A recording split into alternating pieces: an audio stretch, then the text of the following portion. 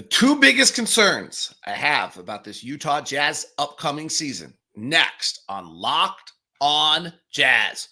Bum bum bum bum bum bum bum bum bum bum bum bum bum bum bum bum bum pow. Oops, I almost ended the recording. Pow.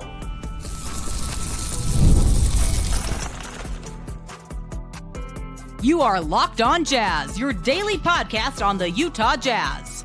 Part of the Locked on Podcast Network. Your team every day. How are you? I'm David Locke, radio voice of the Utah Jazz, Jazz NBA insider. This is Locked on Jazz. It's your daily podcast on the Utah Jazz, giving you insight, expertise, geeky numbers, and hopefully making it way better to be a Jazz fan each and every day. Thank you so much for making Locked on Jazz your first listen of the day. We are free and available on all podcasting apps and on YouTube.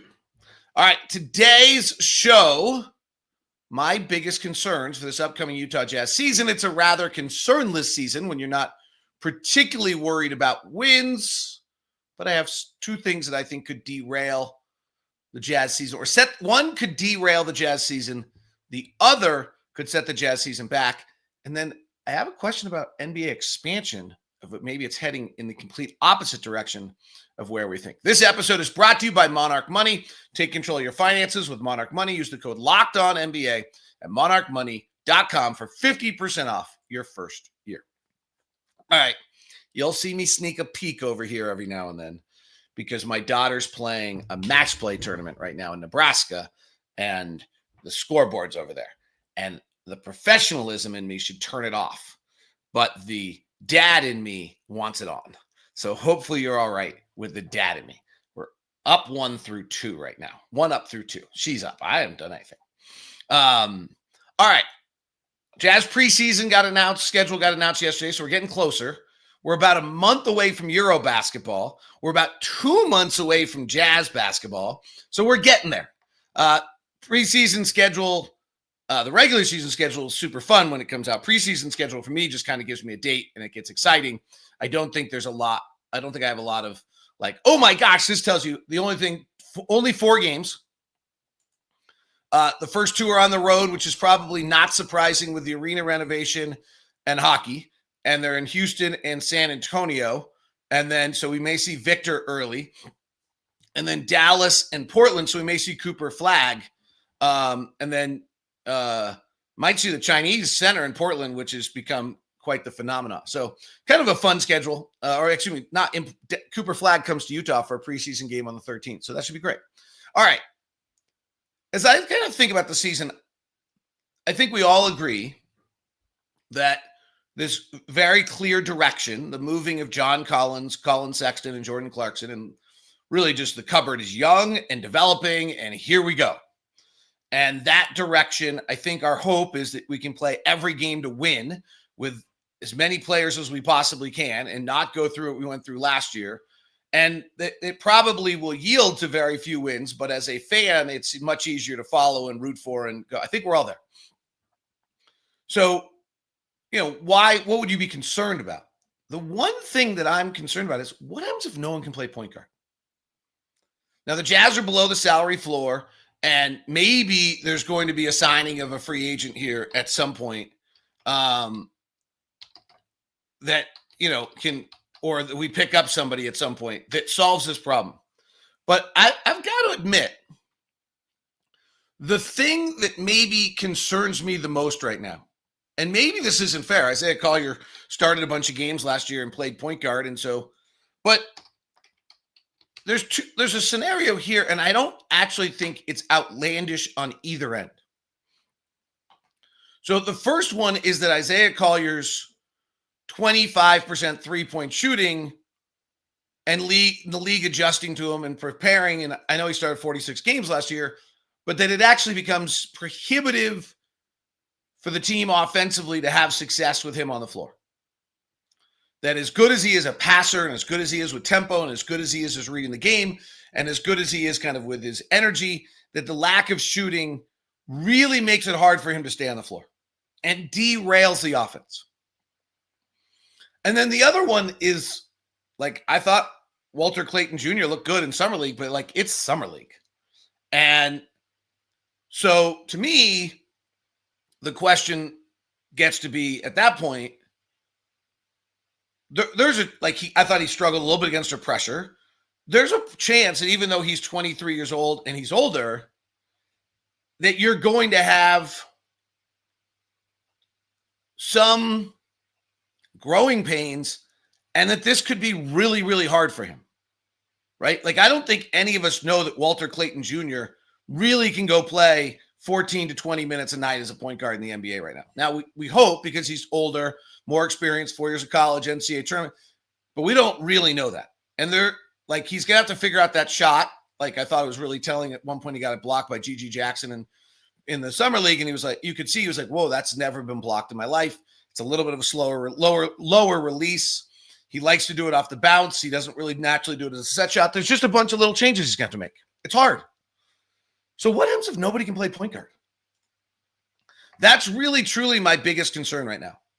Because if nobody can play point guard, then does that derail everything else that the Jazz are trying to get done? I don't want to overstate it, but to me, it's a little bit of like, somebody's got to be able to get us into our systems, get us playing, have us understand what we're doing, be the adult in the room so that the other players are all able to thrive. So that's honestly, my biggest concern is that you just don't nobody plays point guard. Nobody can get us into our stuff. Either the offense is struggling so badly that because everyone's going under on absolutely everything that Isaiah Collier does, and Clayton's just not there yet. And all of a sudden, it's really hard for Cody Williams or Ace Bailey or any of the other guys to make the steps they need to make as a player out there. And there are not really any free agent point guards available. Frankly, Cameron Payne could probably do this. Patty Mills could probably do this. And after that, the only other name that's at least a little interesting in there is DeLon Wright. At 33 years old, could probably take this role. And then the final one would be Malcolm Brogdon.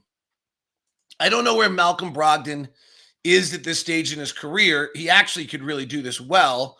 He played in Washington last year. Early in Brogdon's career, he had a little bit of a reputation of being almost too smart for his own good. But you know what? He spent last year playing just 24 games in Washington, 39 the year before in developing team for Portland. And maybe that's actually his role now.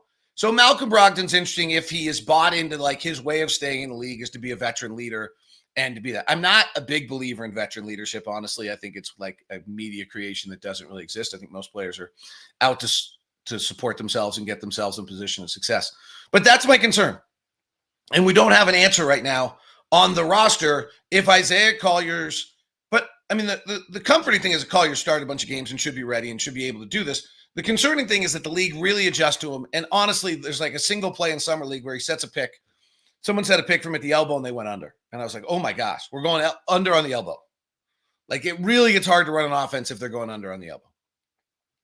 And for Walter Clayton Jr., this is not anything I saw. I mean, I thought his Summer League was fine.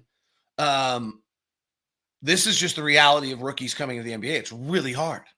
And there's a chance that the speed and everything that's going on by the time he gets into the NBA against big time guys, that he's not going to be able to go for 15 or 20 minutes for the first half of the season. That he's going to have to just get settled. And then what happens to our whole system if we don't have a point guard? I guess Keontae could come back to it, but we're really trying to avoid that. One other concern for this season, it wouldn't derail the team. It's just based on individuals. That's next on Locked on Jazz. Today's show is brought to you by Murdoch Hyundai, located at 4646 South State Street, also located in Logan and in Linden. The Hyundai car, to me, I've loved them. We've bought a Genesis, which is based on Hyundai, a Ioniq, a Santa Fe, and a Santa Fe. And my dad bought an Ioniq. So we're at 5 cars since we started this sponsorship 7 years ago with Murdoch Hyundai. I'm single-handedly making it worth them. But it also means that I'm backing up what I'm saying. That when I've done the research on what you get for the best car for the money, you get a Hyundai. Then the experience that I've had with Jake down in Linden has been incredible. So here's what, if you're looking for a car right now, I suggest you include Hyundai because you can get the most bells, whistles, safety features for the dollar, and they drive fabulously. And then 2, have me set up a VIP meeting for you that you deserve by being a Locked On Everydayer. Email me at dlock09@gmail.com. That's dlock09@gmail.com so we can get you your VIP Locked On meeting. Today's show is brought to you in part by Monarch Money. Gotta tell you what, I really have enjoyed having Monarch Money for a few different purposes. One, it actually shows you where you're doing things well, which I think is nice. Like every time you hear someone talk about a budgeting app or this, that's always like, where are you spending too much? No, we're actually like, oh, yeah, we did a trip to Europe. It was super expensive. And then we've come back and we're really doing a great job. We also got some other things going on. You can isolate it and see where those expenses are and understand like, oh, that's great. This is what Monarch Money does for you. It's your personal CFO, giving you full visibility and control over your finances. Monarch is more than a budgeting app. It's a complete financial command center. You can track all your accounts, investments, and spending in one place. So in addition to managing your money, you're also building wealth or making sure you're doing things well. So you can find out what you're spending, where you need to, what's going on with all these things with Monarch Money. Take control of your finances with Monarch Money. Use the code LOCKEDONMBA at monarchmoney.com for 50% off your first year. That's monarchmoney.com, code LOCKEDONMBA for half off your first year.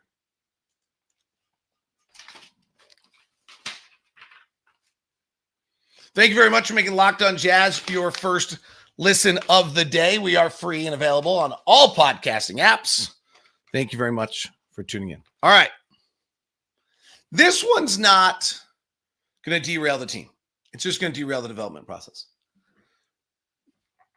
What happens if Taylor Hendricks doesn't get ready? And that's fine, like in the sense that Taylor Hendricks doesn't get ready. But if you recall, when Taylor Hendricks got injured, I really, at the time, was pretty dour. That here you have your 9th pick of that draft. That's the most important piece of that rebuilding year. And we saw one limited season out of him where I thought you saw every reason why you draft him 9th and frankly, 2 things. You saw every reason why you draft him 9th, and you also saw every reason why a guy who's 6'9", 210 with that skill set gets drafted 9th, right? He was still really far away. He played 40 games between the G League. He shot it fine. He didn't seem to always have the greatest basketball understanding, I would say. I thought the other thing I would say on his career was that like Keontae, it was clear that Keontae was going to be a pro from like the time he was 10 years old. And Taylor had known like 4 months beforehand that he was going to be a pro. And I thought that was really obvious. And so there was a huge learning curve going on. And year 2 to me with Taylor was going to be, does he begin to have a better understanding of floor spacing, offensive movement, where you're going, defensive rotations, all the NBA things? And does he look more comfortable like he belongs? And we never got to find out. I don't know that those 2 things I still think are really important on Taylor. But the first one's going to be whether he trusts his body again. It's still not clear what happened. Was there a wet spot on the floor in his turn, or did his leg just give on him? Like, did his body just completely fail him? So it's not clear at all what happened. And is his body able to hold up? Like, that's a really legitimate question. Because if it's just that he ran and just had a weird thing happen, and like that's a little unnerving. So the first thing that Taylor's going to have to do for 40 games is not learn and understand offensive spacing and not understand defensive rotations and not understand. No, it's just trust his body. Just believe in and trust his body. And there's nothing we can do about this concern, but there's a chance as he brings his body back, despite all the incredible work he's done with Isaiah and everybody else, is that he gets derailed by a pinky finger, or he gets derailed by let's hope that's not a tendon injury, but something that delays that.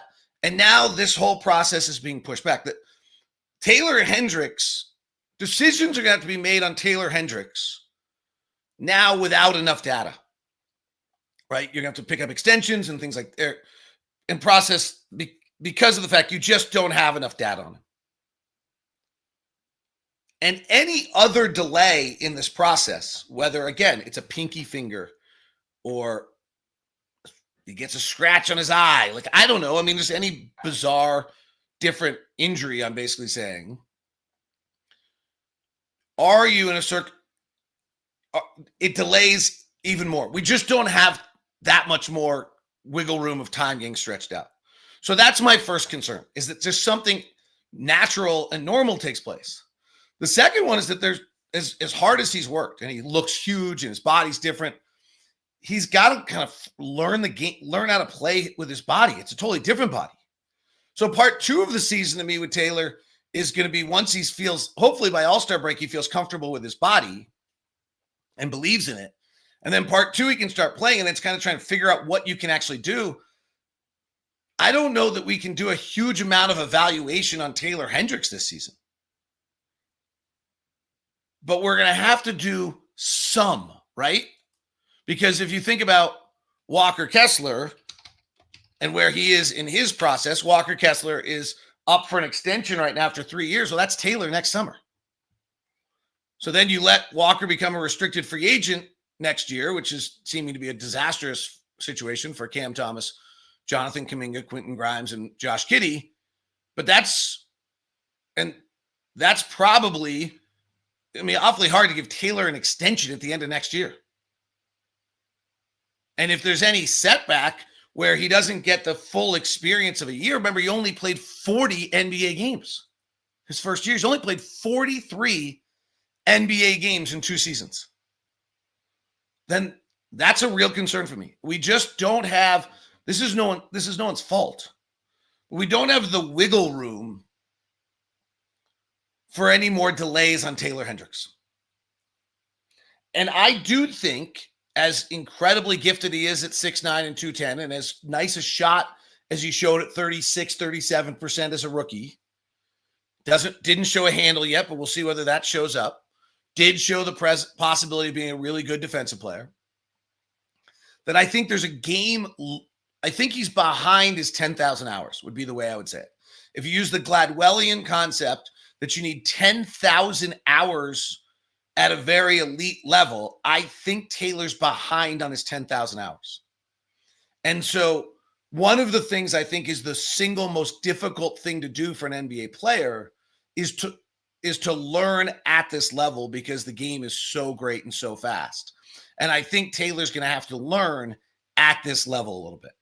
And anything that slows that down, I think, is problematic. And if we don't have more evaluation data, that's a step in the wrong direction, or a difficult step. So that's my concern. There's obviously a concern whether Taylor can just play, right? Like, how good is the 9th pick of the draft? We have that, we've got to get something. We have the 9th and 6th of that draft is Taylor, George, and Keontae and Bryce. We got to get something out of that. Bryce can really shoot it. Taylor's, okay, let's see. On the draft picks we got from the trades, Walker Kessler's the remaining piece, right? We moved Ochai Agbaji. And then out of the Cody Williams, Isaiah Collier, Kyle Filipowski, we got to get something. You've got to have something that happens. You're not going to hit 100%. And as we've talked a lot about this offseason, like, one of the keys to Oklahoma City was getting off guys.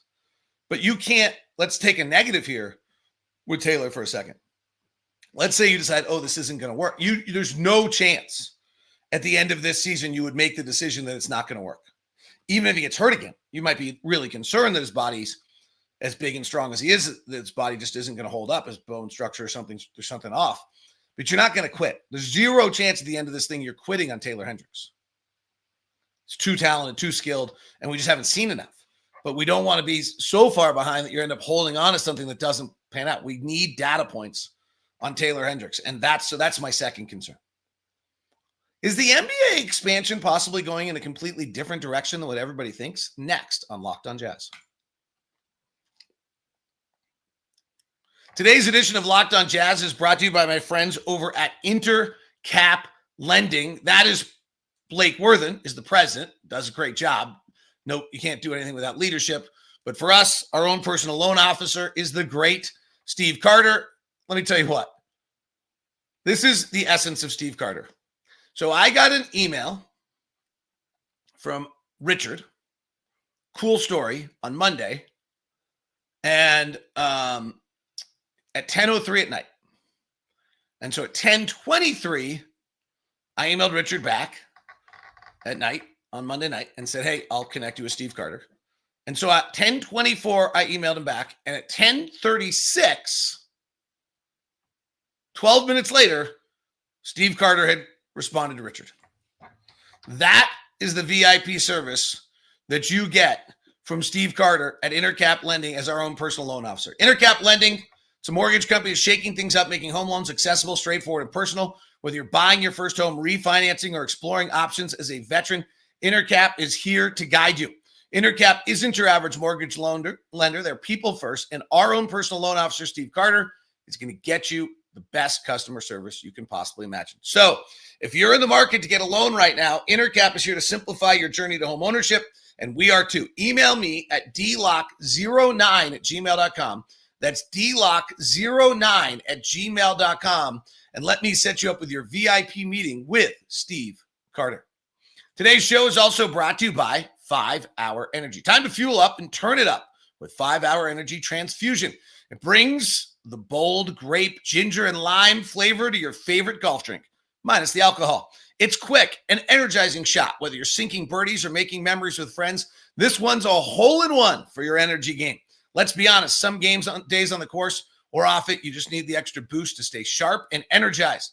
Talk about getting a little draggy about hole 13, then it's time for your 5 Hour Energy Transfusion. Or why don't you just hit it as you start? And hopefully your round is not longer than 5 hours. Golf is about good times with good people and good flavors. Of course, the grape ginger lime flavor gives you the best parts of your clubhouse go-to without chasing down the bev cart. So go to 5hourenergy.com. That's the number 5hourenergy.com. Use the promo code Locked On Golf. That's right, Locked On Golf, to receive 20% off your order. The offer is only valid till September 30th. One order cannot be used with other promotions. The code is not good on subscription orders. Whether you're meeting up with friends or trying to turn 18 holes into 36, get the energized boost you need to power through. Order transfusion-flavored 5 Hour Energy shots today. Seattle and Vegas is what everyone says when it comes to NBA expansion. And the NBA kind of got a little lukewarm on that the other day. A little not that excited about it, it seemed.